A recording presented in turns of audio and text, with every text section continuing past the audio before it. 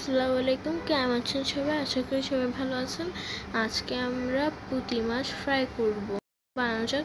প্রথমে আমি এক পোয়া পুঁটি মাছ পরিষ্কার করে নিয়েছি।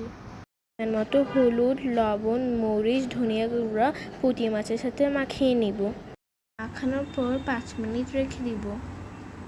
এবার 5 মিনিট পর তেল গরম করে পুঁটি মাছগুলো দিয়ে দিব। আলতো হাতে মাছগুলো চুলা কমিয়ে ভেজে নিতে হবে। মোটামুটি ভাজা হলে চুলার থেকে উঠিয়ে নিব। ওই তেলের মধ্যে পেঁয়াজ কুচি আর কাঁচামরিচ দিয়ে দিব। এবার সামান্য পরিমাণ হলুদ আর লবণ দিয়ে দিব।